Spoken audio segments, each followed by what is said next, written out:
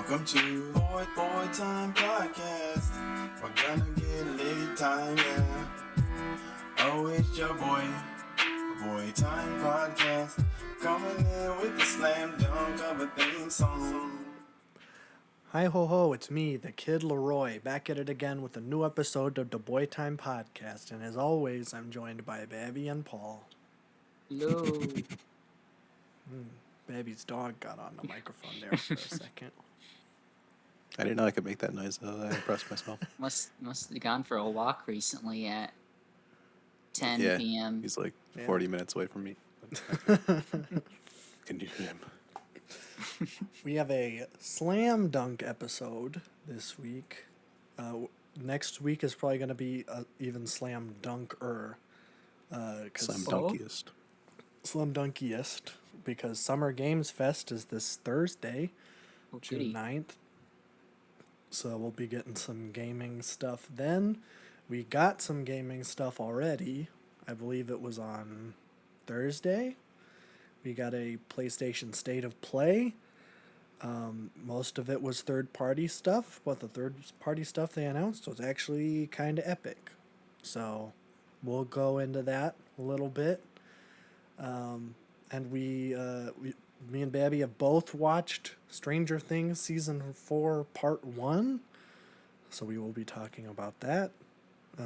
We have not finished Season 4 of The Wire yet, but I will say that this season is slowly becoming my favorite because it has a group of characters that I actually really care about. True. And that is an improvement.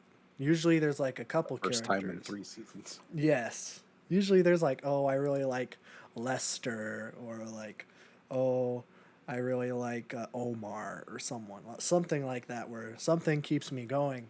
In this season, there's entire arcs that are Popping compelling. off. It's crazy. And McNulty's barely in it, so that's an improvement. Although the McNulty that we are getting is like alternate universe McNulty, where he's just a good guy. So it's kind of weird. But you know what? We're going to talk about that next week, probably. Let's talk about the here and now. Let's jump into gaming. I feel like we usually start with gaming. We're gamers, of course. We are gamers. So most of this week's gaming news comes from the PlayStation State of Play, but we did get another announcement for a showcase that's going to be happening. It sounds like that there's going to be a Nintendo Direct on June 15th. Oh my god. Yeah, I know. That's your birthday. I get the Microsoft one on my birthday. Okay. Yeah. So yours is better. You know what? I don't know. It's going to be yours. Yeah, I don't know what Microsoft is even going to announce. Maybe some gameplay. Although with mine could have Breath Starfield. of the Wild 2 in it. That's what I think it's going to be. Because so, it said, I might take the dub here. yeah, I believe they said it's going to be all Nintendo or Switch software that's coming up this year and beginning of next year. And the only thing that we know that's coming out beginning of next year is Breath of the Wild 2. So, As of now. Yeah, they're probably going to announce like Mario Golf 3 is going to be coming out on the Switch, even though they just made Mario Golf, so that's probably a bad prediction. Mario Baseball. You never know. They're doing Mario Soccer. And Mario Pickleball. Mario Pickleball. Yeah. Everybody's Mario Cricket. favorite. Although in, what is it, Switch Sports, isn't there badminton and tennis? Yes. Yes. So, well, there isn't baseball in Nintendo Switch Sports, is there? No, I think they dropped that one. They dropped that and changed it out with badminton, a game I that guess. plays almost identically to tennis. Almost. It's a little slower. But It's a little slower, but I'm saying in like a video game standpoint, they Yeah. play the same pretty much. Yeah. I haven't played it, so I don't have any room to talk. But yeah, so the next couple weeks, E3 is dead this year, but we got some stuff. Jeff Keighley did do a little hype trailer for what's going to be in Summer Games Fest. There was a Teenage Mutant Ninja Turtles game I noticed. I didn't really watch it Because I'm like, he's not going to show anything that we probably don't already know. So, like, there was, like, I think there was some Back for Blood stuff, so they might be announcing some new content coming to that. I think there was Among Us. Maybe not. Oh, God. I don't remember. But that's this week, and then next week we got Microsoft and Nintendo. So that'll be pretty epic. But let's jump into the here and now. I already said that, but let's do it again for the PlayStation State of Play. People were very disappointed because Bloodborne was not added to PC. I almost thought, because they said, and now a fan favorite is coming to PC. I'm like, wait, are they actually going to do it? No, they did not. So Bloodborne did not come to PC yet. We did not get any news on God of War Ragnarok yet. This one was all third-party stuff. Most of it was Capcom. And who does Resident Evil? Is that also Capcom? I think so. So it was mostly Capcom. Konami, maybe? I don't know. No, there wasn't anything Konami that I knew of. There was some indie stuff, Capcom. I guess there was something. I have the list in front of me. Why am I not looking at it? Yeah, there wasn't anything. It was just Capcom and indie stuff. But let's get started. The first thing they announced, I almost thought it was Last of Us Factions for Last of Us 2. Except it was just like a big R, and I'm like, what is this going to be? And then because it looked like it was like some nature shots, and it looked like Seattle and Last of Us 2, and I'm like, oh, okay. So they're going to announce it in the third-party stream, I see. That's a fake. What they did announce is that Resident Evil 4 Remake is coming out March 24th of next year. I'm actually kind of interested in this one. Resident Evil 4 is kind of regarded to be the best one. So let's hope they don't mess up this remake or remaster, whatever. I think they are going to port over the Quest Resident Evil 4 VR to PlayStation VR 2. They spent a little bit of time on PlayStation VR 2. Which I won't spend a whole lot of time on because I don't think any of us are going to be getting it. So it really isn't all that important. And they didn't mention Among Us VR, so I don't really care. Yeah, that's all we care about, just Among Us VR. Yeah. That being said, they are going to be adding some pretty good titles coming to PlayStation VR 2. The first one that they announced was Resident Evil Village is going to be coming over. I remember Resident Evil 7 had a VR mode, something I would never ever do. But Village is now getting a VR Village I port. might do. 7's too scary. Yeah, so that's pretty cool. Then the next one they announced is that Walking Dead Saints and Sinners is going to be coming to PlayStation VR 2. That is a must get. That is a must get alert to any VR gamer. If you're gonna get the PlayStation VR 2, Saints and Sinners is probably tied for me with best VR game with Half-Life Alyx. I gotta get through Boneworks first. I have not gotten into Boneworks. Maybe I It's should challenging. do it. It's challenging. Yeah, it is. I need to get back into VR. Hey, well, get a PlayStation VR 2 and you'll be able to get Resident Evil Village and Walking Dead Saints and Sinners. They also announced that No Man's Sky is coming to PlayStation VR 2. I mean, already had a VR mode. I don't know if it was on the PlayStation VR 1, but I don't think so. but now you can do it. So that's pretty Is it? epic. I don't know. I have no idea. And the last thing they announced for PlayStation VR 2 is that they're making a Horizon VR game. I think it's made by the same team at Guerrilla. I don't know anything about it. It looked fine of the gameplay stuff I saw.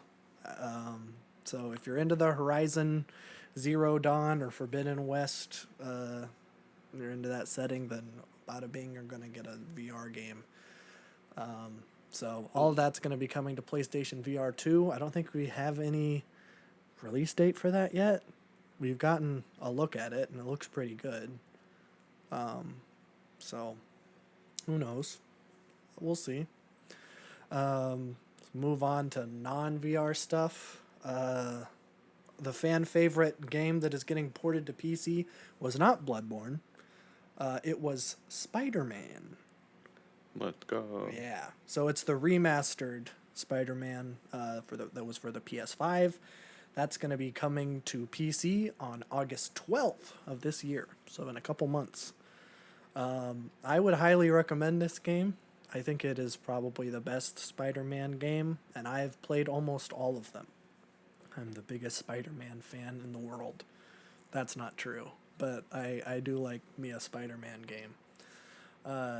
So if you haven't played it yet, you're on PC. I don't know if it's going to have all the DLCs on it. The DLCs aren't really necessary. They do kind of patch the timeline from the end of Spider-Man PS4 into Spider-Man Miles Morales. No word on if that's coming to PC yet, but I would also highly recommend that one too. So there you go. Get a Spider-Man game. I saw people were really excited for the mods, and I agree. I think they could do some funny stuff with modding Spider-Man. I know they've done Especially some with funny the stuff with cutscenes God and of stuff. War. Yeah. I saw a screenshot someone did of it was the Spider-Man in his the boxer suit, and it's like modders gonna go crazy with this suit when when the game comes out. Yeah, probably. In terms of new games that got some announcements, Stray, the Cyberpunk cat game, finally got a release date. I still have no idea what this game is. Nobody does. This is the indie Death Stranding, where nobody knows what this game is going to be. Very interested. I'm very interested. There was some gameplay that they showed in the trailer, and you do play as a cat. Let's go. And it looks like that everybody is there are no people and it's just robots. So, okay, that seems interesting. I have no idea what the actual game is. Maybe it's a Strand type game. It might be a Strand type game. We never know. But you you're a might be cat, so you're delivered infinitely better packages. because you're not Norman Reedus. You're a cat. I would rather be a cat than Norman Yeah, Reedus. seems more fun. No offense to Norman Reedus, but I mean, I would rather be a cat in a cyberpunk world than a man in a depressing hellscape delivering mail. But that's just me. But yeah, that's actually going to be coming out next month, July 19th. Let's go. So I'm interested. I don't know if I'm going to get it right away. I think I'm going to wait just to see how the reviews are. That was a mistake that I made with Death Stranding, where I got that game, and then I'm like, oh, this is bad. So then I just stopped playing it. Although Donkey said you have to play it 3 or 4 times, and he still doesn't like it, but he does keep playing it. But he keeps playing it. So, maybe it's one of those. Maybe I should just play it over and over and over again. It's the pain that makes it fun. Yeah. Sometimes you got to fight through things to get to the light at the end of the tunnel. Yeah, I don't really want to do that, though. Yeah. That game is too annoying to walk. It's a Strand type game. But let's talk about something that actually kind of looks epic. It's called Roller Drome. It looks like if Sable and my friend Pedro had a little baby together, which sounds weird, and it is. The art style is exactly 1-to-1 Sable. I have no idea if it's the same people who made Sable, but you're just in a post-apocalyptic arena, and you shoot people on roller skates. I don't know if it's going to be good or not. I just thought the trailer looked epic. Actually, my notes say Sable, my friend Pedro, roller skate epic gun game. So that pretty much sums up what the trailer was like. What's it called? Roller Drome. Roller Drome. That's weird because there's a Roller Champions game that just came out too. That's also on roller skates. Listen, it's very derivative. It's so weird how there's 2 roller skate games that are coming out right now. Oh, Roller Drome's going to be on Steam. Oh, I'm That's interested. good. Now I can finally play this game how it's meant to be played. Oh, it comes out August 16th. I don't know. I think it looks kind of epic. But I guess we'll see. The other thing that I wasn't going to bring up, but then I saw who was making it, so then I was like, I regretfully put it on. Callisto Protocol. It looks to be like a Dead Space game. And I'm like, okay, it's a Dead Space ripoff. I don't care. And then I looked it up. It's by the guys who made Dead Space. So that makes sense. Ripping off their own game. How They're could they? ripping off their own That's game. amazing. They're pulling a ukulele, if you will.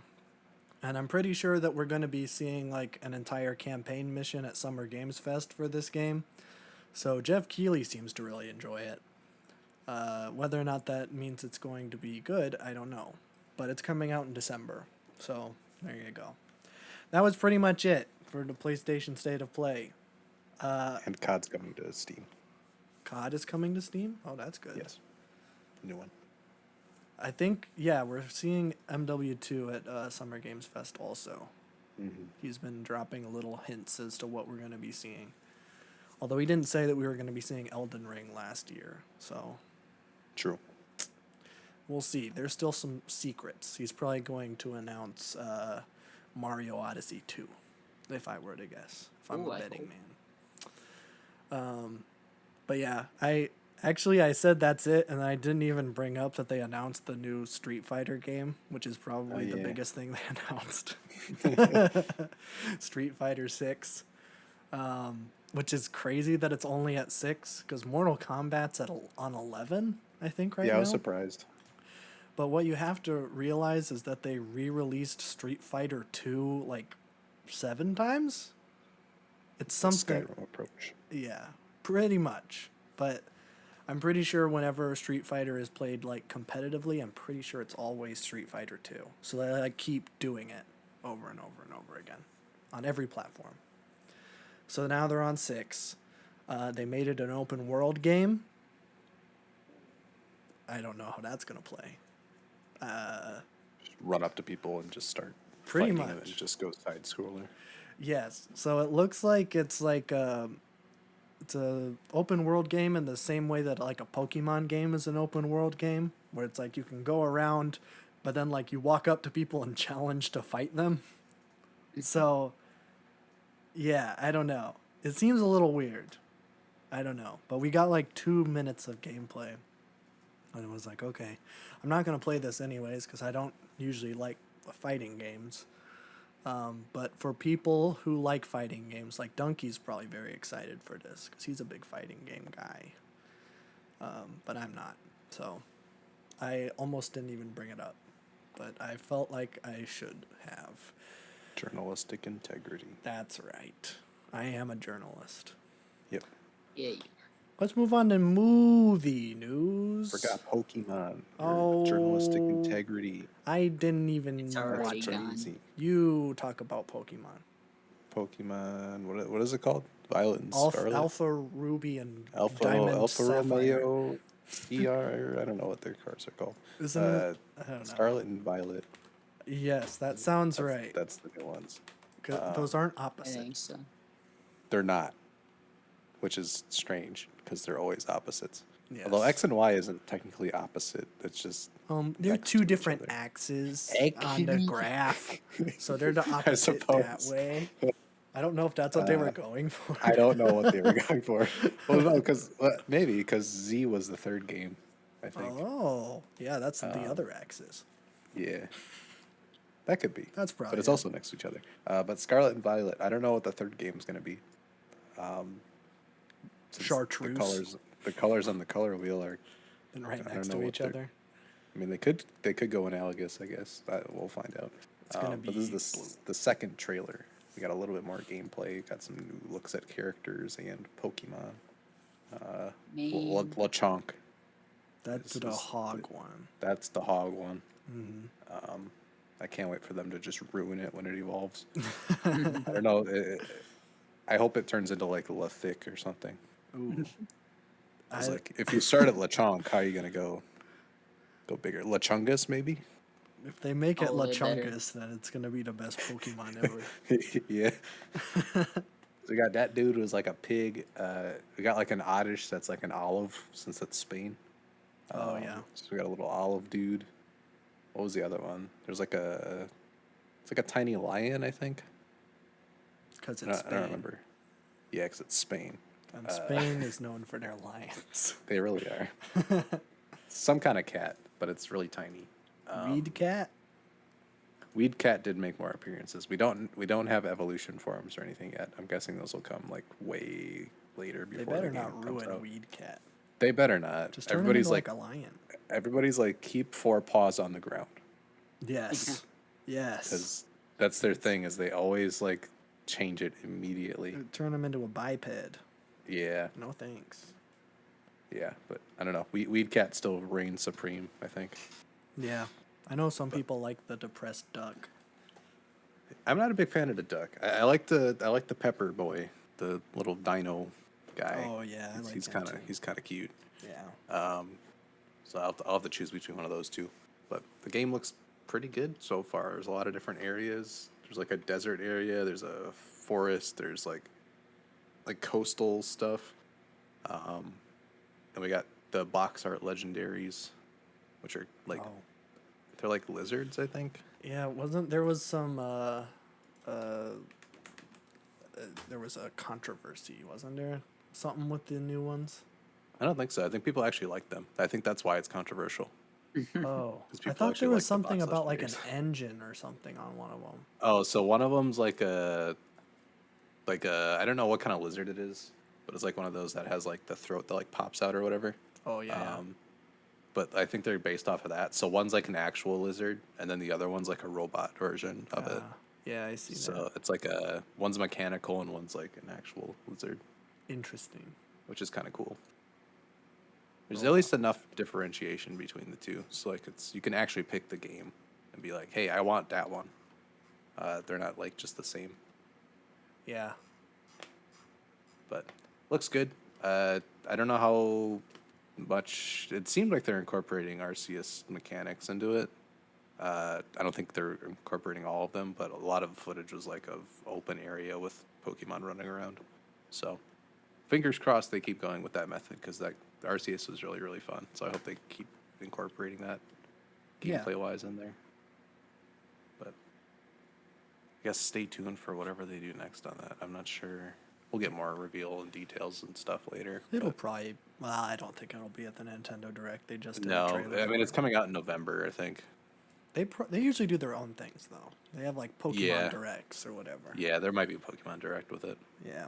But I don't know. They look pretty good so far. So I don't know what game I'd get at this point.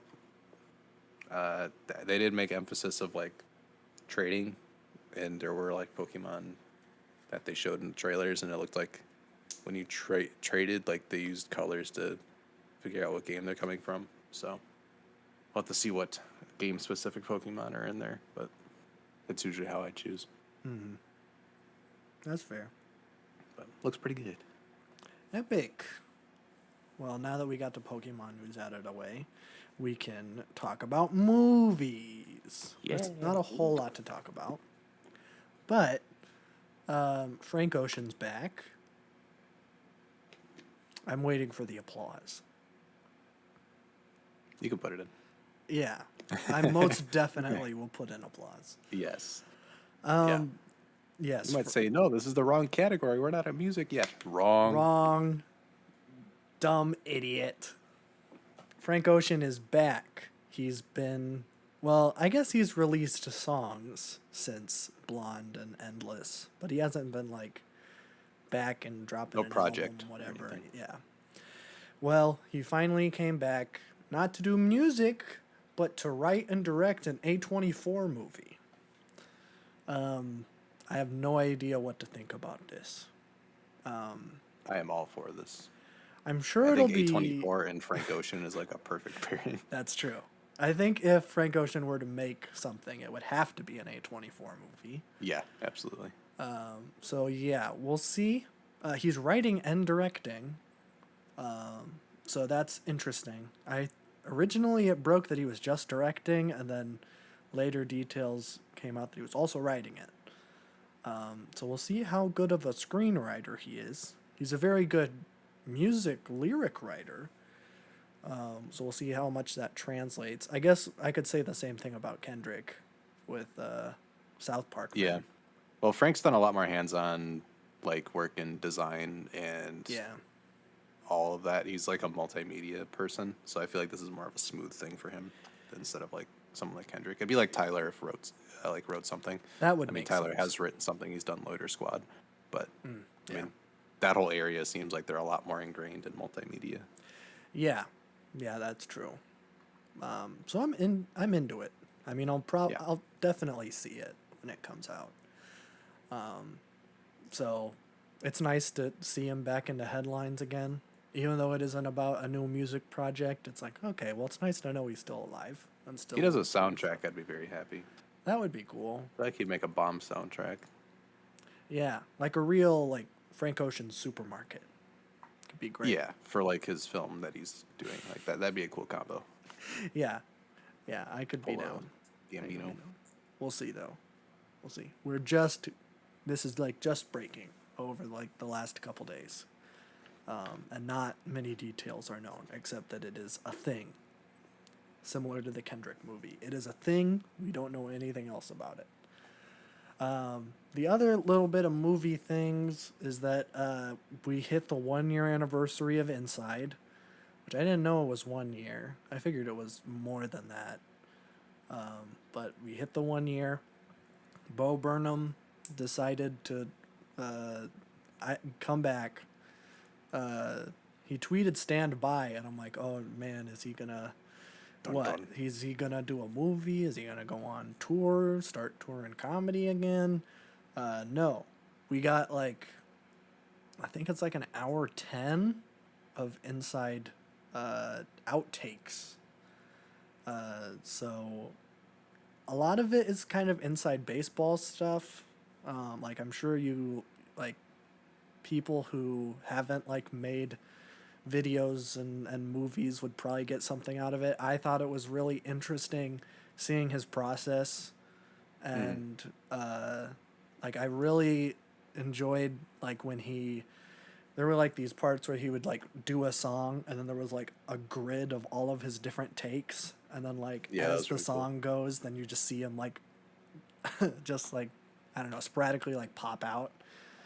I'm like, oh yeah, I know that. Like, that's the worst. And just doing stuff over and over and over again. You get so sick of it. So like I was like, it's nice to know that Bo Burnham isn't perfect.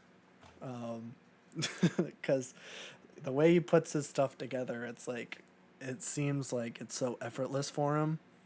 Because he's just so talented at filmmaking.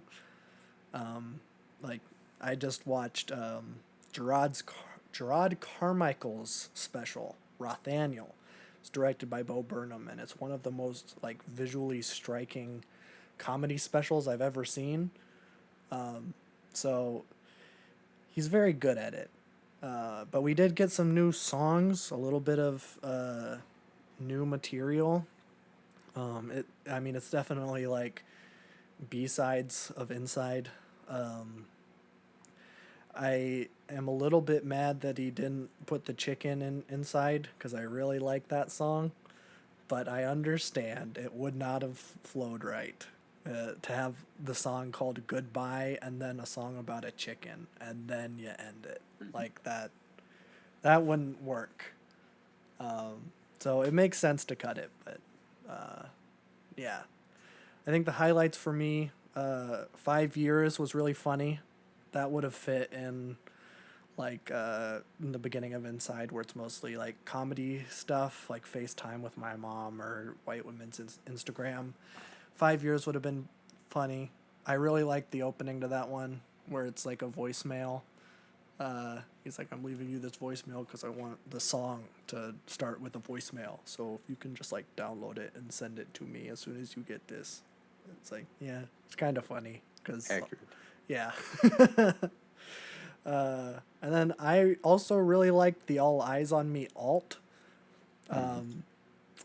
It's very cool. It's like a round almost, where like there's two versions of him doing the song, but he like puts them off a little bit. So like one person is doing the verse and then the other part is doing like the pre-chorus, and it's very cool. That's not in the Spotify version. I saw that he's going to be adding it. It sounds like that version that was in the Inside Outtakes was only edited and put together like a couple weeks before it went live. So it didn't make it to the Spotify thing that was approved by like the label and stuff.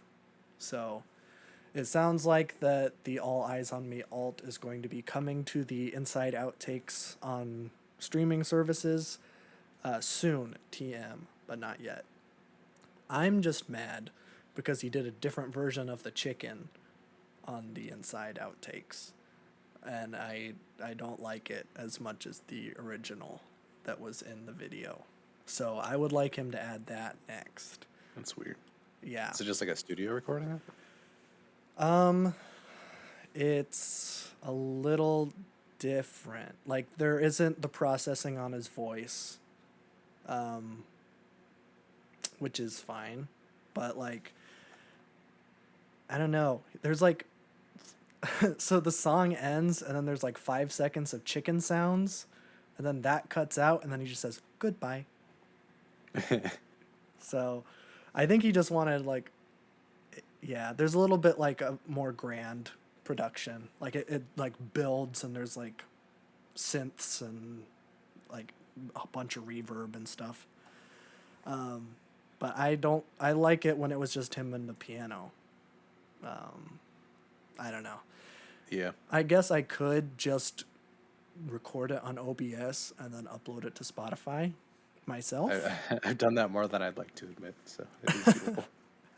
I've never done that before, but I could. And I might. So, who knows? It's pretty easy. Yeah. No, I just don't listen to the music outside of the special. Just because, like, I love it in the special, but it's a little bit too, like, theatery for me, like, when I'm just listening. Yeah. Usually. But I don't know. I really enjoyed the music in the outtakes. Like, I did some too. songs I like more than the actual special. I thought the Joe Biden one was very funny. Joe Biden one was awesome. Oh, I would have loved that one in the original. Yeah. The two extra Bezoses were really fantastic Were as great. well. I love the doo-wop one. Yeah, the doo-wop one's awesome. I don't know. The whole special was really cool because, like, he uploaded it to YouTube, and then the whole thing's formatted like a YouTube video, which is really cool. Yeah, there's like chapters and stuff. Yeah, there's chapters. I love how he put everything into chapters, and there's like ad breaks and everything. Yeah, it was pretty Digging awesome. deeper into the corporatism theme of the actual Inside one. Yeah. But yeah, I like how he took his outtakes and he still elevated it to the same quality. So it's not just like, oh, here's just, B-side, like whatever. Right. Don't care. Here it is. It's more of like, here's a continuation of it Inside, kind of. It felt like an Inside like 1.5. Yeah. Yeah. It felt like he still put a lot. It's like an Untitled Unmastered. where That's it's what like I was gonna B-sides, but say. it's still like very, very polished and like thought through and sequenced. Yeah. Yeah, I don't know. I really enjoyed it. I love the angle where he dug deeper into content creation and how isolating it can be. Yeah. I thought that was really fantastic. But yeah, I don't know. It flowed really well. It was funny. Not as hard hitting as the original, which was nice, just because I can't take that as much. So it's like, this is a nice little lighter, even though it does get at the content creation thing. Yeah. But I don't know. I really enjoyed it still. Yeah. I think like the comedy bits were like, I don't know how he cut some of that stuff. Or like the podcast one where he's making fun of Joe Rogan. That was great. I Yeah, loved was that. awesome. And I'm like, how? Why would you cut that? It's just like, I like that I one. understood why he did, just because like a lot of Inside is like meticulously like sequenced. Sure. But, yeah, I feel like he could have maybe found a place for it. I don't know where. Yeah, and we don't know how much else there is. Yeah. Like, we know that, like, he didn't record anything else. Like, this is all still stuff from when he was recording stuff for Inside. So, between, like June of 2020 to like March of 2021. He just edited it.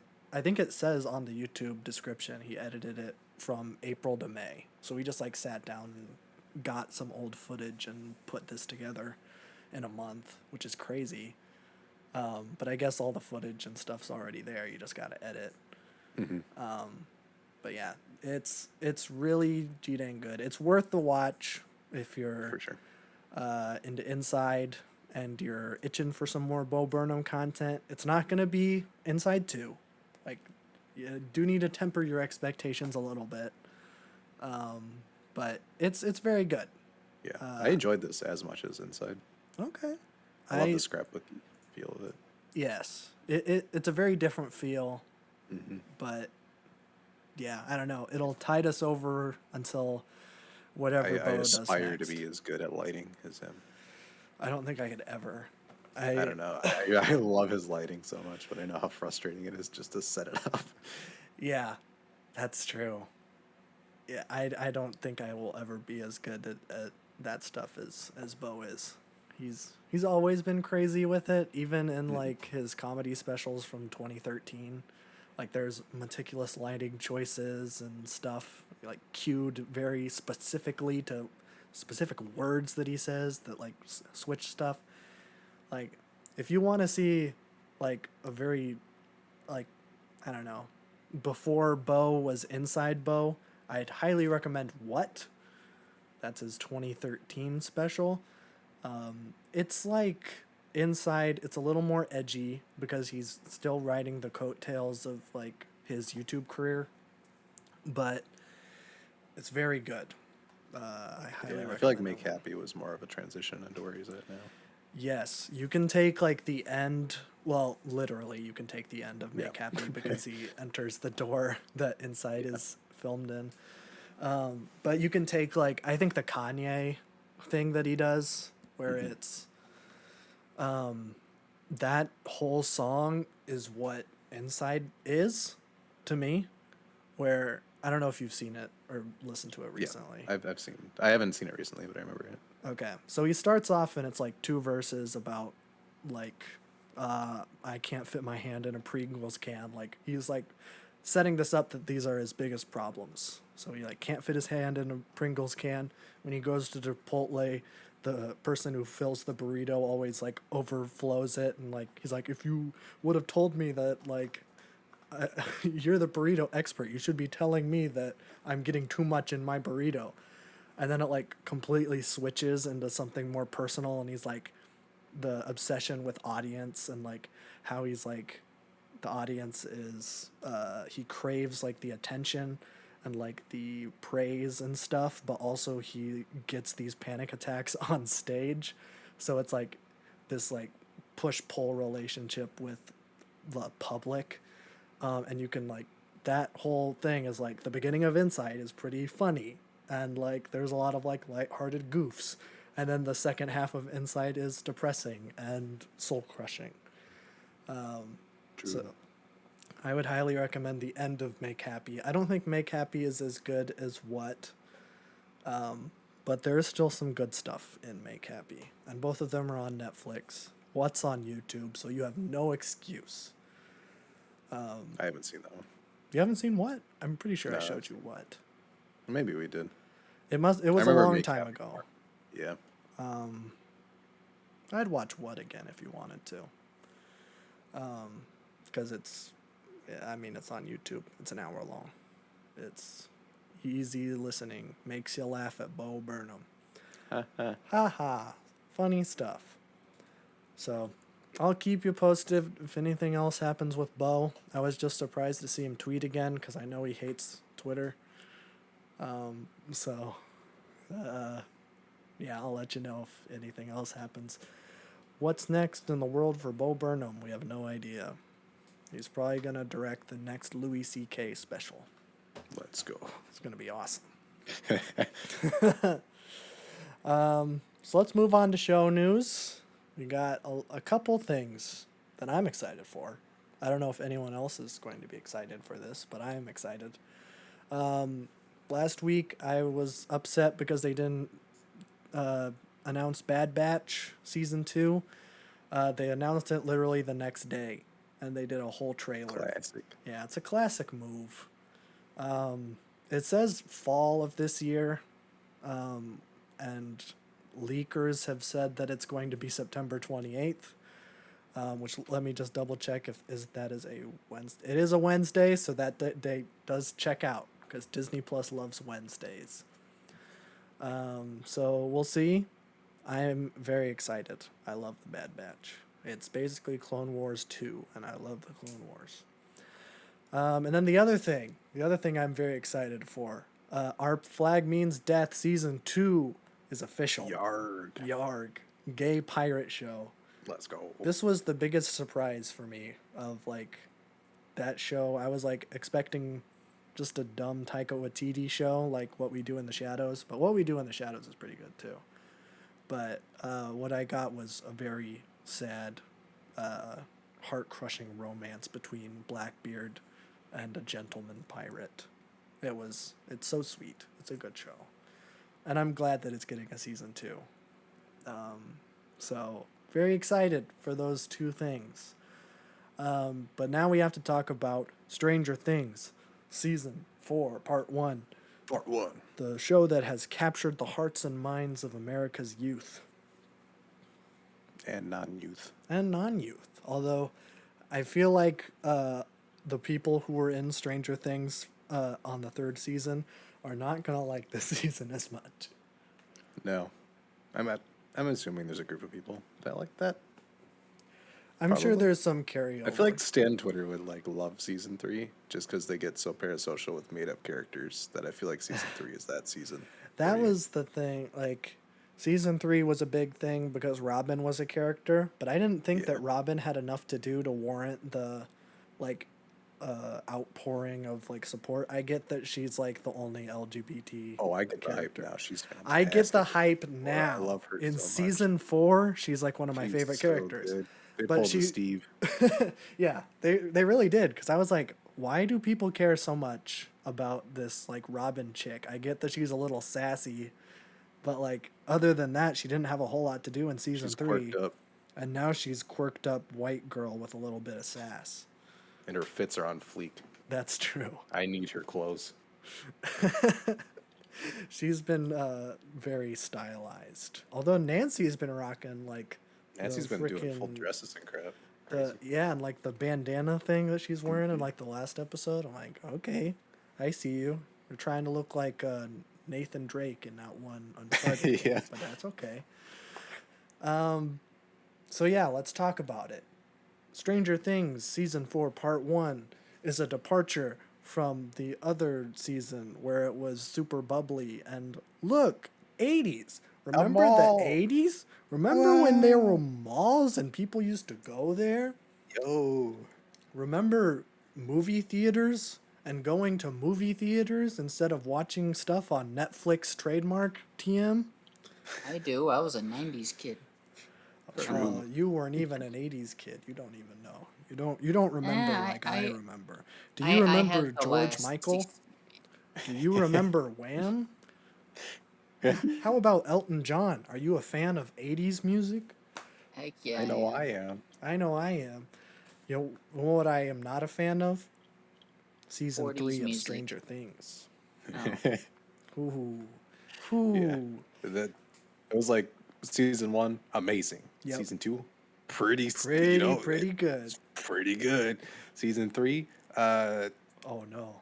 yeah. I see where this is going. This is In the horse drawing here, the horse started to lose detail. That's right. And then season That's 4 true. came back, and then the detail just got full color. Exactly. I don't know if it's the best one because I haven't seen Stranger Things 1 or 2 in a very long time. But I was very pleasantly surprised. It's a huge surprise. This is turning into one of the best shows I've seen this year. Which is such a shock. I was really we got the news that this was going to be the second to the last season. So we got one more after this.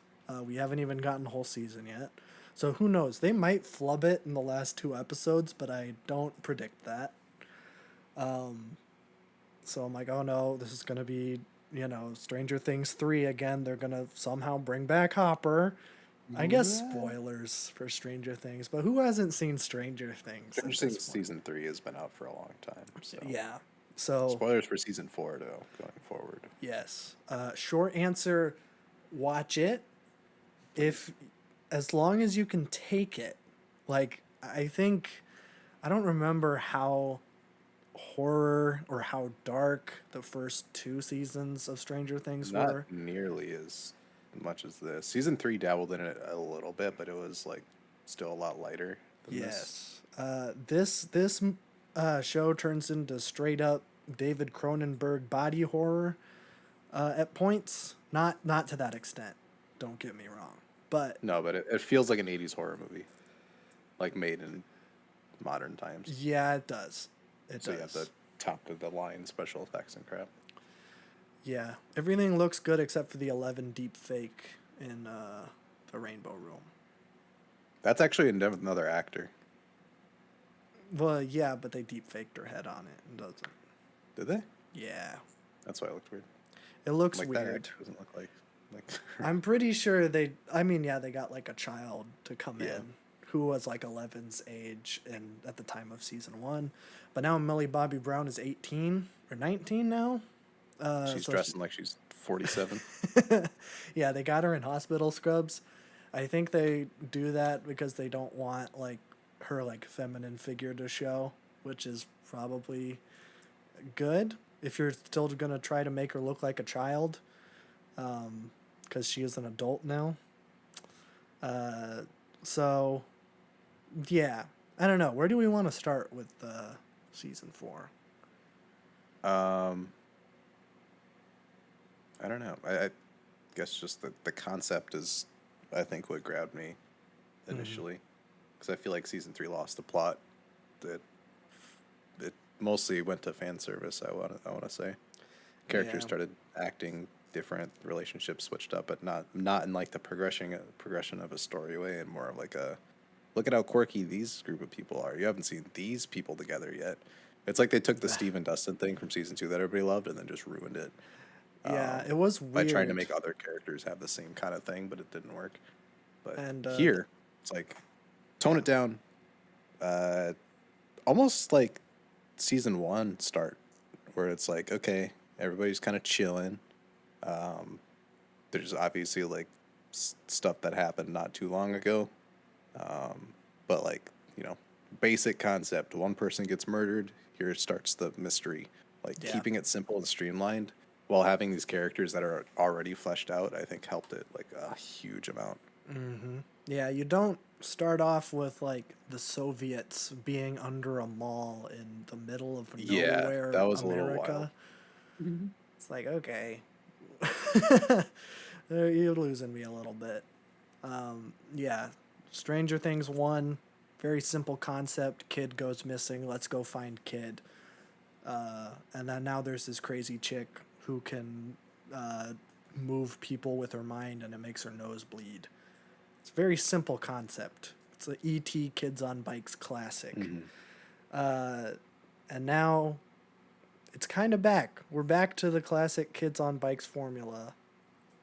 Except now everyone thinks it's the epic D&D guy. They're really playing into the whole like satanic panic of Yeah, the 80s. I found that really fun. Yeah, especially with D&D. I don't know if they got this like feedback, because kids playing D&D in the 80s weren't just nerds. They were often like accused of being in like a cult or like worshiping Satan. So in the first season they're just like, oh, they're nerds. But then now it's like, yeah, like the entire city thinks that they're in a satanic cult that is like not even like just murdering people, but like brutalizing them, like breaking every single bone in their body and ripping their eyes out, which is how most people die in this show now. So brace True. yourself for that. People just start floating, and then they break every bone in their body, and then they land like the Family Guy falling down pose. The Peter getting hit by a car type beat. Yeah, yeah. And then they have no eyes, so it's a little bit scary. Definitely surprised me. I'm like, It oh, did. okay, we're doing this. All right, Like, all right, we're in it. We're in it. Yep. We're not like a scary Demogorgon's gonna eat you. You're gonna die from the inside out, and it is gonna be frightening to see. Yeah, it was kind of like Friday the 13th, like nightmare type stuff too, which was really cool. I you messed mean with it. Nightmare on Elm It felt Street? very classic horror, and that was like really fun. Yeah, it felt very, what is it? Nightmare on Elm Street. Yeah. That's the film. It didn't feel like an 80s slasher, because the 80s were like peak slasher stuff where you got like Friday the 13th capitalizing off of Halloween, and then the Halloween sequels also doing that, and Texas Chainsaw Massacre, stuff like that was the peak 80s. It felt a little bit more like maybe like Seven. It does feel like Seven, except Seven's grosser. Yeah.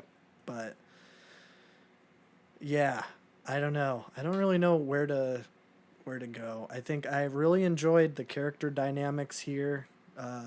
Robin and Nancy. I thought that pairing was very interesting. I really enjoyed their Silence of the Lambs talk to the prisoner scene. I wish that you know what? I'm not gonna make the joke. I'm not gonna say that. There's a shot in Silence of the Lambs. People who have seen Silence of the Lambs are gonna know what I was gonna say, but I'm not gonna say it. But yeah, I really enjoyed their dynamic.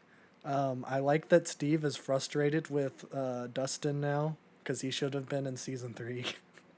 Because this kid is like, he has such an ego, and he's like, thinks he's like way too smart for everybody, and he is, but he's still annoying. Yeah, So- it's hilarious though. They wrote it very well. It's a good dynamic. Yeah, it's a good dynamic. I also like that. What's the black kid's name? Erica. Oh, I was gonna say the dude. I was gonna say that his brother Lucas. Lucas's sister finally got something to do. She was in season 3 a little bit, but now she didn't do much, and now she's. I really enjoyed her in the D&D game. I thought that was fun. I really enjoyed the D&D game in episode 1. That was pretty fun. I also really like Eddie. Yes.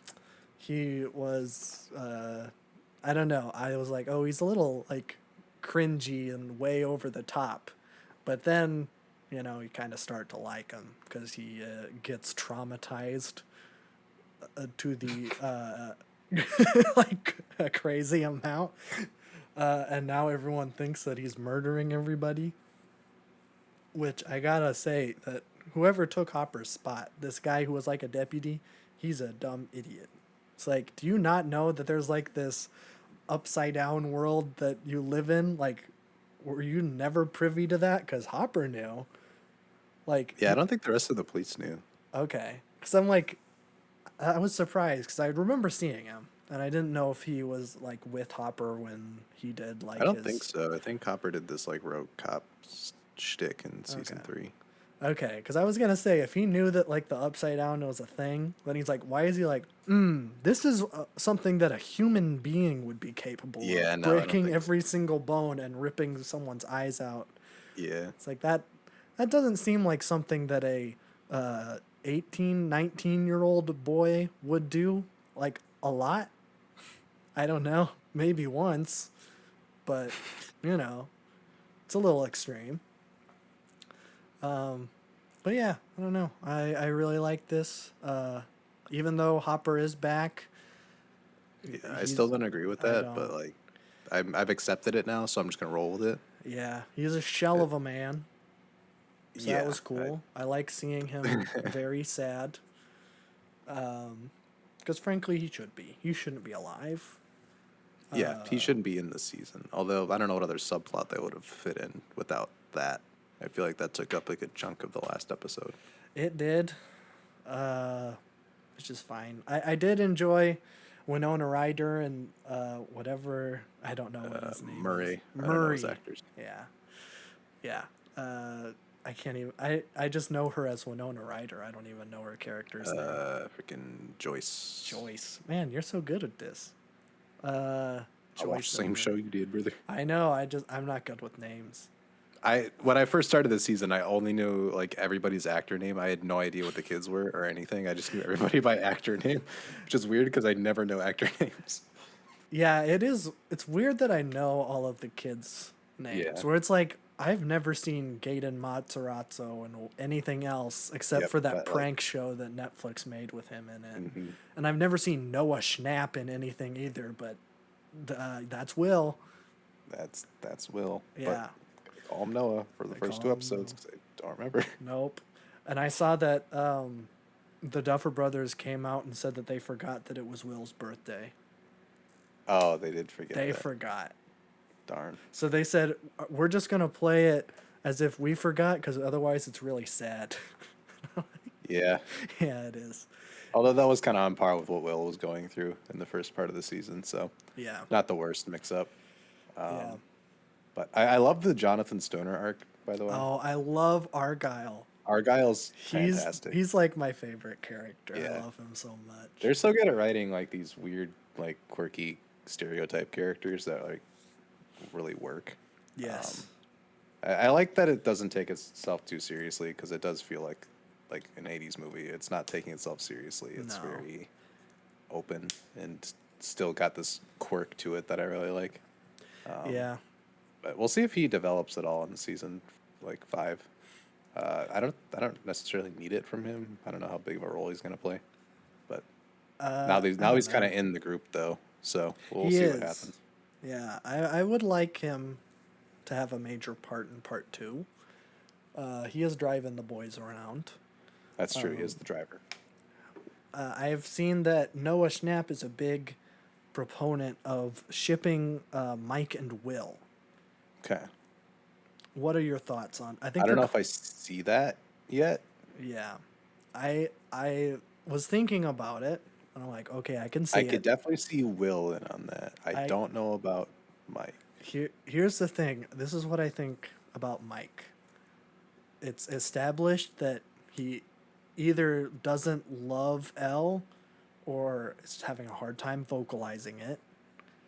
And he might not even love her for her. Like when she says, "Do you love me?" He's like, "Yeah, you're a superhero. Of course I love you." It's like, well, maybe he isn't like into her because he is, and maybe he's into her because, maybe guys were like, homosexuality was not like in the public foray as it is now. So like maybe he just doesn't know what his feelings are. So maybe later in the season, maybe, I don't know. I wouldn't be against it. I think it's possible. It's possible. I guess we haven't gotten a lot from Mike or Will this season. It was like the first half of it, and then they kind of just fell into. Yeah, that's what I was just thinking. They weren't in the last 2 episodes, I don't think. Yeah, especially Will. Will's kind of like, Will has this painting that he's been carrying around everywhere, so that's gonna be something. So I feel like they're saving Will for the last 2 episodes for a big bang here because I think so. they've been kind of like showing bits and pieces of him, but not a whole lot. I feel like in season 3 too, he didn't get much of a role. I feel like he was the big man into season 1 because he was the guy that was stuck in there. Yeah. But then they kind of forgot about him. I don't think he's had a whole lot to do, period. Like, he's always been like the MacGuffin where he's like, well, we had to get him in season 1, and now what do we do with this guy whose main, like, attribute was being got? Like, I don't know. I'm glad they're, like, giving his character something now, where it's like he's having a hard time, like, adjusting to Elle being a part of the family. He's like kind of withdrawn and kind of become isolationary. I dig that. I think that's cool. Yeah, I'm still very interested in his character. So Yes. keep doing what you're doing, I guess. I'm just a little bit disappointed that we have to wait a month to see where this goes. I hope that they're going to sing like, I don't know, what's some frickin' 80s movie theme song? Like the Transformers theme song or something? Something. Thundercats. Thundercats, Flash. Ah, Yeah, that could be fun. that could be fun. Just do a whole Yeah. music number again. I think that's really missing from this Interesting. season. Yeah, we're really missing the random musical element. Although music is a big part of the season, but Music is, yeah, but it's but just for I Kate kind of Bush. like the spacing of the episodes, just because usually I binge these things so quickly that I just get this feeling of dread afterwards because I've just completely ran through it. Now I have nothing to live for like 2 days. Yeah. So I like the spacing out of it. It keeps me questioning it, and it keeps it in my mind for more than a week. Yeah. But yeah, the music portion. I feel like you have to have Kate Bush for that, otherwise the effect would not be nearly as good. I don't think there's No. any '80s pop song that is that like heavenly and transcendent where it would work. It's a perfect fit for sure. Yeah, I don't know. they milked it a ton. They did. It's in like but, like, every episode after. Again, if it wasn't Kate Bush, I'd be like, okay, fine. But what it's Kate Bush, so it's got that quality to it. Yeah. I don't know if it would have like I think it would have been a little bit too like a Remember Berry where it's like remember Purple Rain or something. Yeah, it would have been too much. Yeah. Which Purple Rain would have been a good one. I For mean, the that Kate too. Bush one works perfectly because of Max's character at this point. Yeah. Obviously, the She's nature an of the edgy song. art pop kid. Yeah, it makes perfect sense. Yeah. But yeah, I love that portion of it. Although it doesn't make a whole lot of sense because she's not British. She's not, but I think Hans Love was the first one that made splash in the U.S. Oh, okay. I believe that's the record that started it because that's the one that like really got her on the map. Yeah. I know UK was like going crazy for her for like 5 years prior at that point, at least. I think her first record was like 78 or something. But yeah, I mean, it made sense. It was a year after it came out, so Yeah. Yeah. I mean, it works. I'm more of a cloud busting enjoyer myself, but I think Oh, running, okay. running up that hill is a good second. Okay. I know You got to keep the staying appeal for people. I mean, it's the Yeah. popular song. Yeah, it would have been weird if it was like we're going to do Under the Ice as the song that Max really loves. We're gonna do the whole ninth wave, or floating up there. But Yeah. no, I thought that was really cool. I don't know. I feel like it would have been cool to get Kate's like production, with like the scene where she's like running out of the like her head, I guess. Yeah. Just because I feel like the score didn't like kind of buried the song in it. I feel like they should have gone full like Kate and have the synths go even harder and do like an orchestral number with it. But that's like a minor thing. Yeah, they did a lot with like it was weird because there was a score song playing and running up that Yeah, hill. they was like going at tried the to same score time. it around the song, which didn't fit super well. No. But I don't know. I liked that sequence. I think Yeah, it was really cool. I think this Vecna guy pretty cool. I love He's a that great villain. I love that this like the D&D stuff is back. Where it's just like they Yes. don't know what to name this guy, so they name him the main bad guy in their D&D game.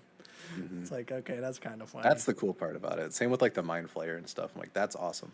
That's Yeah. what you need to do because it's like perfectly like still grounded in something. Because like if you play D&D and you've ever like had that kind of encounter or you played that campaign, it's like, hey, that's cool. But I also love that it's not a CGI villain. That's like a full body suit, and it looks really cool. Is it? Yeah. Oh. I had assumed it was like a Thanos Yeah. CGI man. No, there's pictures of the suit, and it's pretty crazy. It is pretty crazy. It's a guy with yeah. no skin, so it's like a big Yeah. muscle man. And the whole spider type thing Oh, is really yeah. cool. Yeah. And I love the Oh. clock and like the elements that are mixed in when people are having their visions and stuff. Just like Yeah. the sound of the clock is so good. The sound direction is really, really cool. Yeah. I didn't even make that connection, like the spider thing. Yep. I just watched the last episode like maybe a couple hours ago. But that big reveal that like this whole thing is tied together where it's like the like mansion crazy guy in the asylum and this 11 thing where she's trying to get her powers back, and also these murders that are happening in Hawkins. It's like this episode is the one that like tied it all together. Very Yeah, and it all worked really well. There was no stretches or anything. No, I thought that the 11 thing, the when she goes out and like, because it's set up that like she did this like huge massacre Yeah. in like wherever she was in before season 1, where she like kills everybody, like all of the other kids and all of the orderlies and all the doctors, everything. But it turns out that it's this other guy, and this other guy turns into Vecna when she opens the first gate to the Upside Down that is closed in season 1, I think. Or no, that's the one that's closed in season 2. Yeah. Yeah, that's the big one. The big boy. Yeah. I think that was really well done too. I love the whole 11, like, I like that they didn't do a training montage and they just built it into the character. It's like, here's your getting back, and it explains the backstory in that way instead of having to like come up with a different plot device to do that, or have the stupid like cliche movie thing where the bad guy just sits down and tells you his whole plan for 30 minutes. I feel like this works a lot better. Granted, I don't know what Vecna is doing now. Like, I don't know his motives for killing people. Yeah. But we know that he did murder a bunch of people, period, I guess. And now he's doing it again, except now he's scary about it. Yeah, I'm sure we'll figure that out in the second part. Yeah. I would like it if maybe this isn't a one and done. Maybe he's the big bad guy for the whole show. I'm thinking they're going to bring back the Mind Flayer for the last season just because it is the hive mind still. So I'm thinking that's going to be the big bad. I do think the Mind Flayer is the best villain. Like, I don't remember. Oh, that's the big season 2. That's the big boy, the tentacle man. I I thought that was remember really, really cool in season 2. Yeah, they probably will bring that back. That's my prediction, just because like we know that he still is there since everything's in a hive mind and he's the controller of that. Yeah. Okay. That one's the one in season 3, apparently. That's what killed Billy. Oh, okay. Apparently. When I searched Mind Flayer Stranger Things, it's the first thing that came up. I think it's been in multiple seasons because I thought it made its appearance in season 2. Whatever the tentacle thing was. Yeah. I don't know.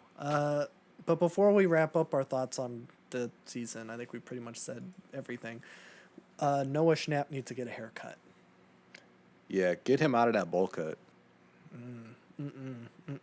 It's not good. Not good. Not a good look.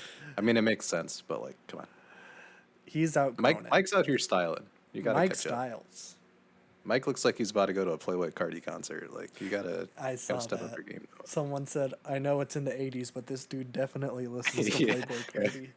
Yeah, Mike's got Tyler the Creator core down in like 1985. Yeah. So. Yeah. That's the only criticism We need a Will glow up. We do. Everybody else is like there. Will's still kind of like falling behind here. Yeah, he's like the whoever did hair and makeup's like, you're still 13, right? We're just gonna have Will not change at all. Yeah. That's literally the only thing I can think about this show right now where it's like, that's the only thing I would change. Yeah, justice for Will in general. Yeah. That's all. That's my ask. I agree. Everything else, fantastic. Very good Steve show. is still happening. Like, I'm still not bored of Steve. I'm not either. I really like Steve. I thought it would get old, but his character's still really good. No. But Yeah. Robin's MVP for me. Robin, I think Argyle is my favorite. But Argyle's great, I too. have a soft spot for Stoner Core. Yeah. Even though I he's hate hilarious. stoner movies. Like, I would never watch a Seth Rogen movie, but I love Argyle. Yeah, Argyle's great. When he just like starts simping over the freaking goth girl, I'm like, yep, that's my guy right there. Yeah, he's pretty awesome. But yeah, we'll probably talk about it, the show again once part 2 comes out. July. The one episode and then the movie, pretty much. The Batman feature length film. The 2.5 Double hour feature. monstrosity. Yeah. That is the second episode in part 2. and the last episode of the season. I think the other episodes now are 40 too. Okay. So Okay, so we got 2 films coming up. yeah, we got like 4 hours of content at least. All right. Well, I mean, I'll take it. As long as Yeah. it's as good as part 1, I'll take it for sure. So, epic. I think that's it for me. I'll throw it over for you for music talk. Yeah, Yeah. do some music talk. Not as much new stuff this week. We got Post Malone, but that'll be in a first reaction video on the channel later this week. So stay tuned for that. I don't think my feelings have changed on it at all. I haven't really listened to it much today. I listened to it once. I still like the songs I like and didn't like the songs I didn't like. Cool. So, yeah. I mean, I noticed some more mixing issues that I have with it, but that's minor stuff. Yeah. We'll have a retrospective or recap In about a with month that and in a it half. in about a month. Yeah. But yeah, that came out this week. That was kind of the big release, I think. Logic had another song. Oh, good. He just Is keeps it just pumping these every things out. week? Yeah, at this point, I think it's been like the past 4 weeks. Okay. Which I think you can do that if you have a 30-song record, True. which I'm still not crazy about. But that comes out June 17th, the whole thing. This song sounds like a Rage Against the Machine, Beastie Boys type one, where it's like a radio filter over his voice. Okay. Not crazy about it. Still better than a lot of his stuff the past couple of years. So Yeah, but he knew that was bad. go Bobby. Yeah, he apparently knew that was bad. I call cap on that. That whole record is him not being able to deal with being made fun of on social media in more of a sad way than in a therapeutic way. It came across as really weird. But now he's at an upswing. You know, this past Okay. couple of records been decent. I'm still not like into Logic again. Like I still like am over it, but I want to see him make good music again. So I'm along for the ride. I'm willing to, keep listening. Okay. Because I'm not frustrated with this new stuff. So Well, that's I'm not good. going to really listen to it, but I'm not frustrated with it. So that's enough for me. But yeah, no feature on this one. Just him. I don't even remember what it's called. I think it's like Bleed It or something. Yes. Yeah, Bleed It. Not as good as the last two. I still think Orville is probably the best one out of the singles so far, but not bad. We'll have to see how the entire thing sounds on the 17th. I don't know. I might have to split that up into 2 listening sessions. Yeah, that's going to be too And long. hopefully the record maintains this quality, because 30 songs of like something like Confessions or something would make me want to jump off a bridge in a video game. In a video game. Thanks for In a video game. specifying. On record. Yeah, so we'll see. But that happened. There was another song from the Minions soundtrack came out. Oh, I didn't know there were any songs. Funky Town by St. Vincent. Oh, okay.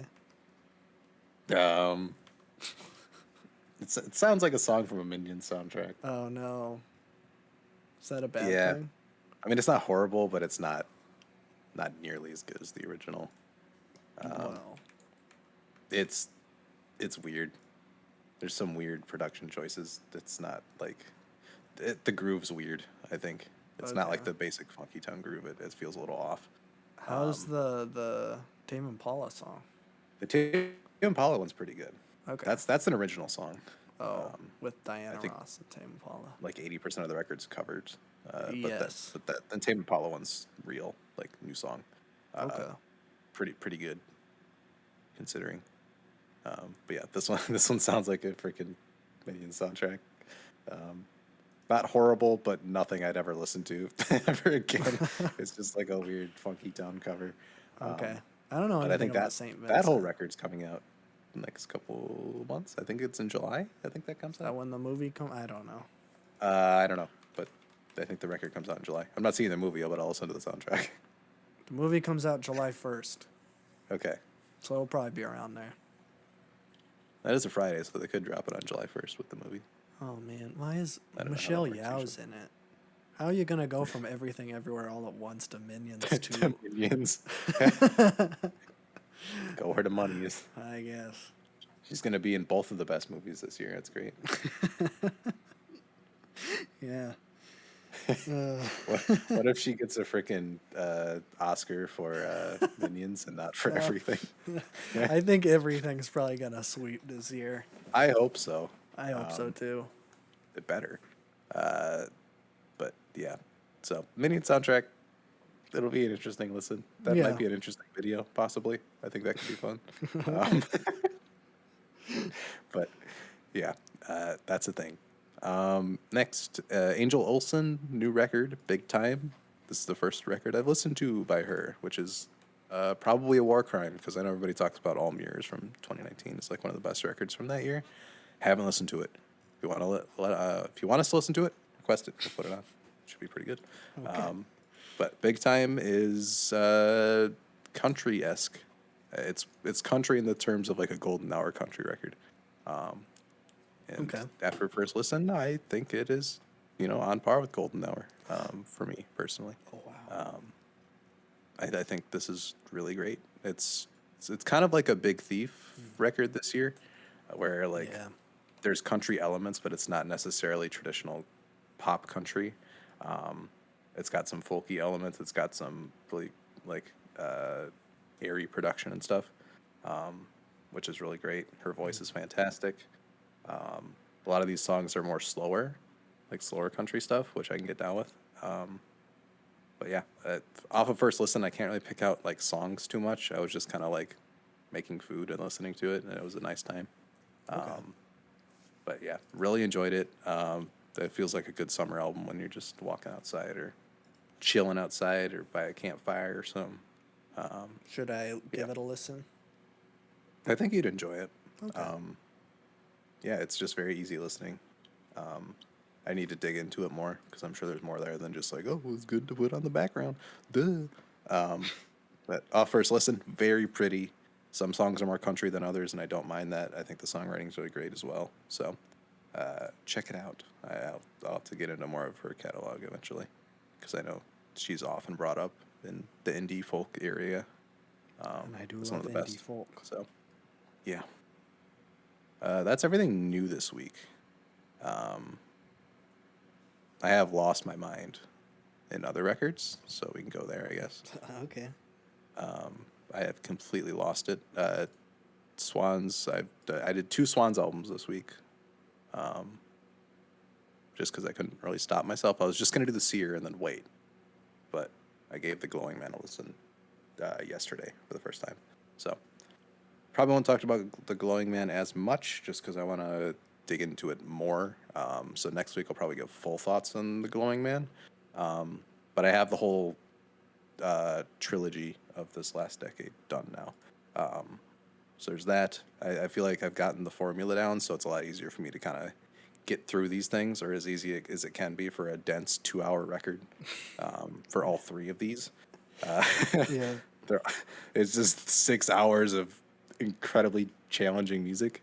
But yeah, I did the Seer first, 2012. This came before To Be Kind. I think this was the first record of their style, or of like the style they did for this trilogy, where it's like more experimental rock, more like hypnotic, trancey, heavy, whatever you want to classify this as.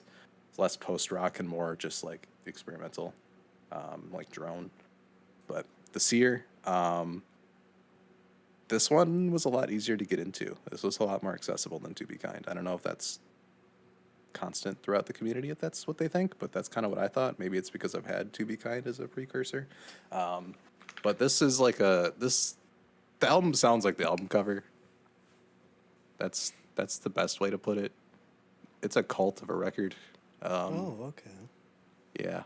So if you want to know what it sounds like, just look at the freaking wolf with human teeth just peering directly into your soul in a dark black background. Yeah, that's the whole record sounds like this thing is hunting you, which is always a fun experience to go through. But it starts with Lunacy, which is like it literally feels like if there's like a sacrifice scene in a movie, there's like chants and like it's like a ritualistic song. They play more into folk on this. There's a lot more like folk instrumentation, which is really cool. But yeah, it's just like it starts very ominous. It builds into this chant, like ritualistic chant of it. It's really, really, really good. I immediately was like, okay, this is a lot easier to get into. It's not as like, To Be Kind expects you to be ready for it, because there's literally no way you can't be ready for it. It's in your face so much. This one leads you in a little bit more, but it kind of like indoctrinates you into this cult, and then goes into the second song, which is 10 minutes. It's built off of like one like guitar thing, and that goes on for the whole track. There's the Swans' signature move for these three is like ingraining a freaking musical riff into your head so much that you forget that it's even happening. That's definitely the case for this one, and then he just starts making like weird noises. It's like it's like someone trying to do a Tom York falsetto but making fun of it at the same time. It's like this weird like ee for like 6 minutes. Very unnerving, but again, this feels like there's something like creeping like ominously around this track. It's not quite there yet, but it's getting closer, whatever it is. Which makes the album cover even scarier, but it also fits the record so well. This is one of the best album covers just because like it's so accurate to what you're experiencing. This stuff's like an actual like feature length film into a record. It's just a lot harder to witness what you're getting instead of like a film where things are visually there. You got no visuals for this, so you just gotta like go there. But yeah, Mother of the World gets pretty intense and pretty unnerving. The Wolf is kind of like this intro, where it's there's actual song lyrics and it's very direct, little minute and 35, kind of not too crazy, and then just goes into the madness that is the title track that's 32 minutes long and starts with a freaking like drill of a guitar. I think they use an actual drill like halfway through the song. Oh. I mean, it sounds like it, but they kind of like rev up an electric drill over and over again. Yeah, that's a crazy experience. I need to listen to the title track more to really get a grasp on it. I feel like it didn't hit me as much, but it was still just like, what is happening? At that point, you're just so ingrained in the record that you don't even know what's happening anymore. But yeah, the whole thing just kind of is a very unnerving but hypnotic and like trance-like thing, where it's like kind of ominous, but at the same time, it's not too overbearing like Soundtracks for the Blind. But I think 93 Ave Blues is the most terrifying song on the record by far, though. I don't know where you have to be to write something like that or just compose something like that, but it's freaky. If you listen to that song and stare at the album cover, then you're fully getting the experience of this record. But then it goes back into more like ritualistic. It's a very like spiritual record in a way, but more of like observing like a weird cult or something than like a typical like gospel or something. It's got this very like cynical look at it, but I don't know. This whole thing is really, really, really fantastic. It's a lot more of a varied record than To Be Kind. To Be Kind knows what it's doing. Every song is like a boss fight, and it's just gonna pound it into you for 2 hours. This one's more of a full experience of a record. But I don't know. Did I give this one? What did I give this one? I feel like I gave it like a 97. Let me check. Yeah, 97 for this one. Could change. I listened to it like 2 or 3 times. I think it's better to just get these out of the way first reaction and then dig deeper into, because the first reaction you're gonna have zero idea what's happening for these.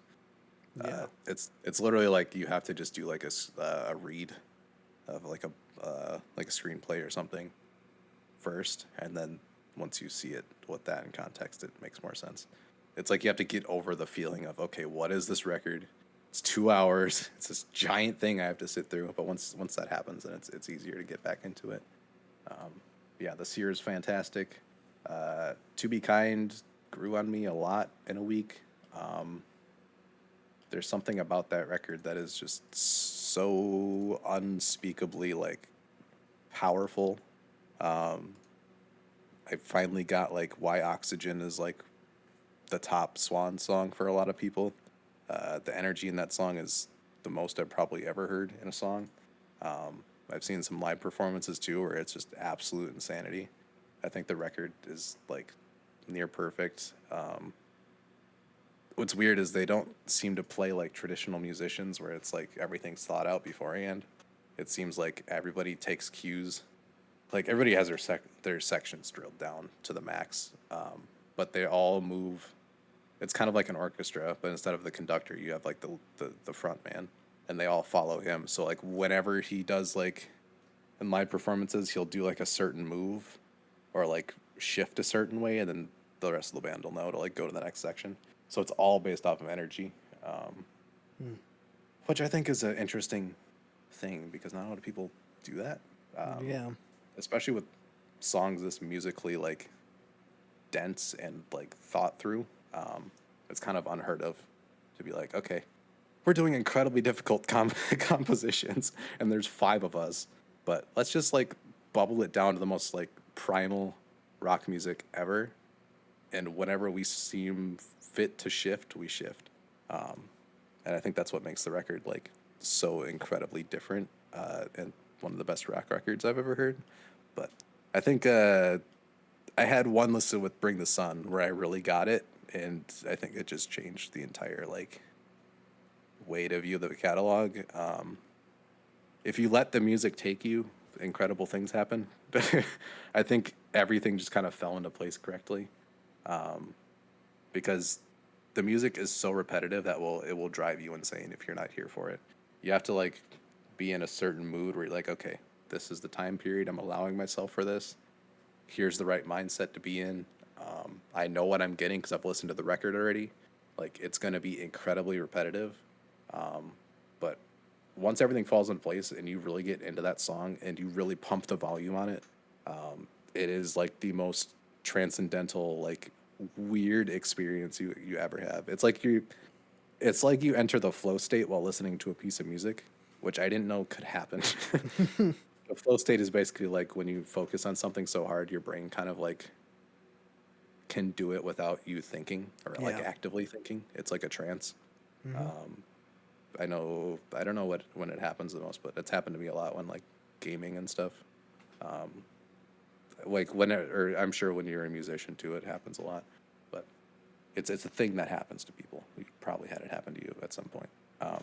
Yes. But that happened during this song, and oh my god, that's if there's one song that's gonna like make anybody float, it's gonna be like the first like 12 minutes or 14 minutes of Bring the Sun. It's insane, which is weird because it's so simple in its repetition, but the build is so gradual that there's something about it that just is so much above anything else I've listened to.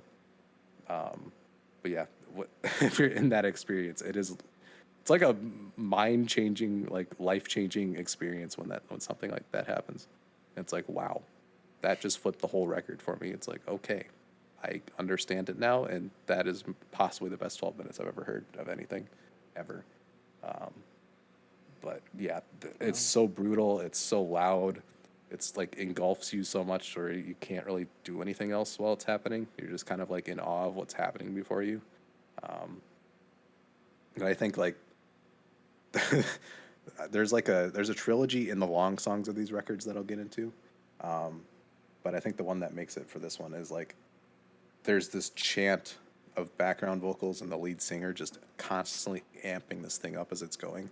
There's like no breaking point to it. Like it's broken through the ceiling and it's just continuing up into space as high as it can. Like the crescendo never reaches its peak.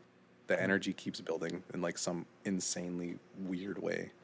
But yeah, To Be Kind hit. I'm upgrading my score to 100 from 98. Yeah, I understand it. The record now. It's absolutely insane. I feel like if you have that kind of experience with a piece of art, that you got to bump it up. So I'm like, yep, that's going into 100. I'll make that my 10th 100. There you go. So, oh my God, that is something to behold. It's like a milestone for things, I'd say, but it's also incredibly challenging. So it's like very, very hard to get into. But I finally cracked the code. I did it. It's been like months. It's like wanting to get onto Swans, and like I stayed away from it for a while because it was too much for me. Came back to it finally, and it finally clicked. And then like had that one experience with one song, and I was like, yep, that's why I took so much time to freaking try to get into it, because when it clicks, it is something. But that brings me to The Glowing Man. Listened to this yesterday for the first time. Again, 2 hours is the last of the trilogy. 2 hours and 8 songs, I might add. Oh, okay. It's 12 minutes, then 25 minutes, then 14 minutes, then 4 minutes, then 20 minutes, then 5 minutes, then 28 minutes, then 6 minutes. So multiple songs in double digits here. Huh. Yeah, this is a lot different. This feels more of like a Godspeed Swans record. Like they play a lot more into like the repetition's still obviously there, but they do a lot more of like things that Godspeed did, where they let these kind of pretty passages that are like going with it, they let them breathe a lot more. It's not just To Be Kind, where it's like guitar, bass, drums, another drummer, and a singer. It's more of like, here's a piano, here's some other things. They have like these moon-shaped pool keys that are like very twinkly and pretty. This record is, I feel like they took To Be Kind, and it's like, you know what, this has a very trance-like quality. They took that in Glowing Man, and it's like, that's the whole record. Like, how deep can we invest the listener into like this weird hypnotic like world of it? But yeah, this thing is like, people said this was the most challenging of the three. I don't know if I agree with that, but maybe that's just because I'm so well versed in Godspeed now, where it's like I kind of understand this one already. But yeah, it's not as scary as the Seer, definitely, and it's not as aggressive as To Be Kind. So it's a lot more of a, I think when people categorize it, it's like this: the Seer is hell, To Be Kind is earth, and then Glowing Man is heaven. That's kind of like the trilogy. I don't know if that's a theory or if that's how they actually wanted that to come out like that, but that's a lot what I get. But yeah, this record is very hypnotic, kind of. I don't want to say understated, because there's definitely huge builds, but the rhythms on here are really, really great. I think the title track is, some people say the title track's like the best thing I've ever heard. I'm trying to get there. I can't quite get there yet. But I'm definitely seeing it more every time I listen to it. It's just a 28-minute song, so you have to really sit down and like be ready for it. So it's like once a day. But the thing with like the long songs in every record, it's like the Seer has the title track, To Be Kind has Bring the Sun, and The Glowing Man has The Glowing Man. All those songs came from like one idea of like a session, because The Glowing Man borrows pieces of Bring the Sun. So it all stemmed from one idea, and it made 3 different Mondo large songs out of it. But The Glowing Man's premise is like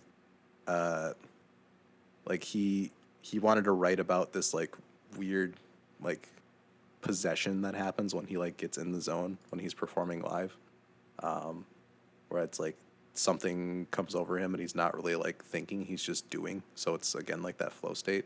He wrote the whole song about it, and it's incredibly like dense and heavy like halfway through it. It's like everybody just slams on their instrument as loud as possible.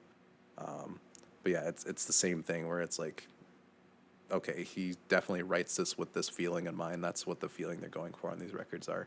And you have to really be invested for it to like fully experience it. But yeah, Glowing Man is insane. I still think Bring the Sun's the best song in their catalog so far, but that obviously could change.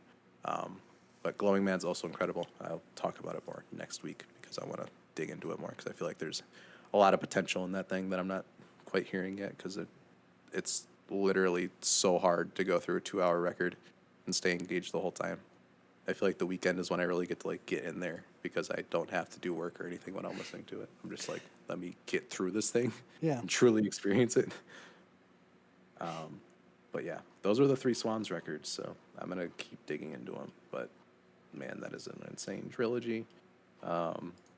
But it's Gemini season, and you know I'm a big Gemini guy. You know, I'm a two-faced idiot. That's me.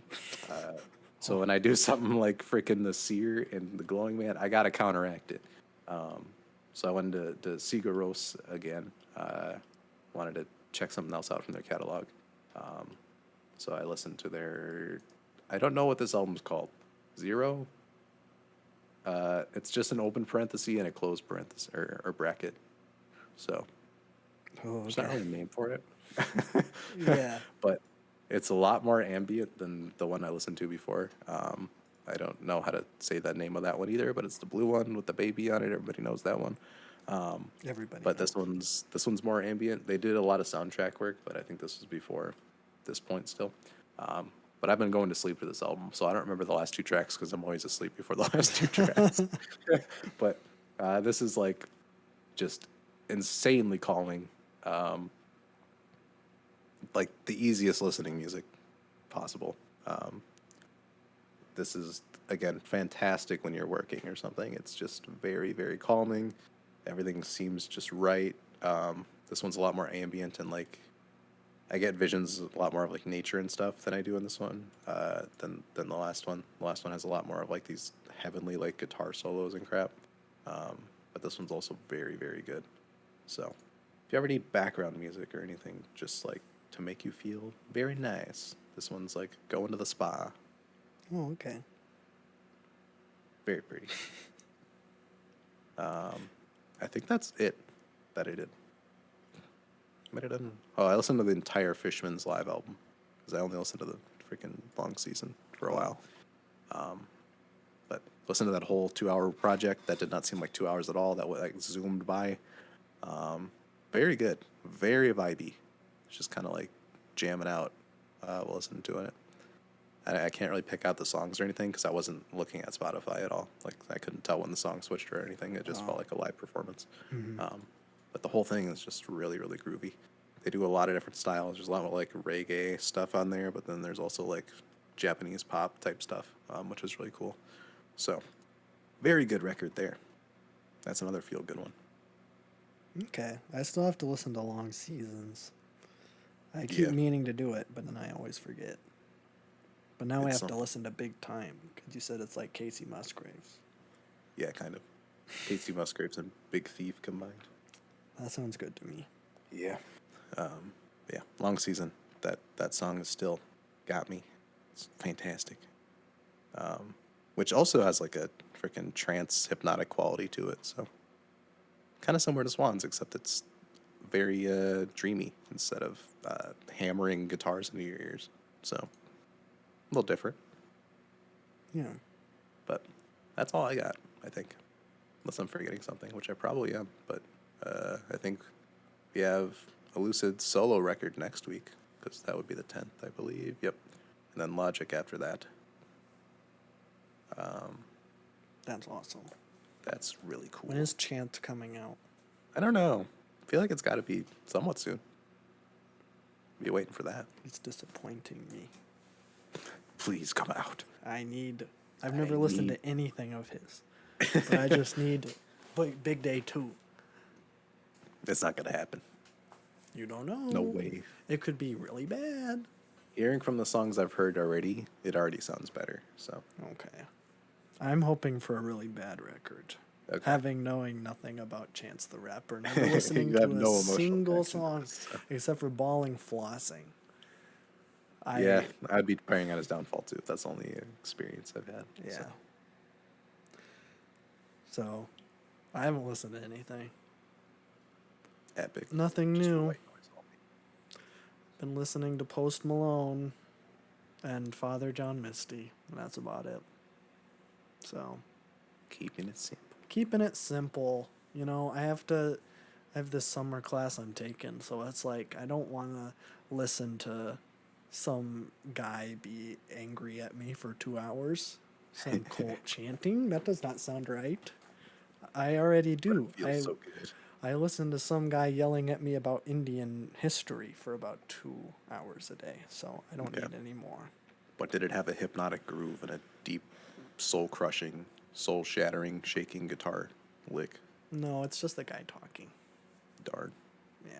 It's more like spoken word than anything, I suppose. There's no barking and growling and incoherent screaming. No, sometimes his ringtone will go off, That's fun. but it's just like Nice dun and dun dun dun dun dun dun dun. You know the one. Yeah. Yeah. Well, That was a pretty good podcast, I'd say. Yeah. Yeah. Yeah. Happy Pride Month to those who are celebrating, and to those who are not, shalom.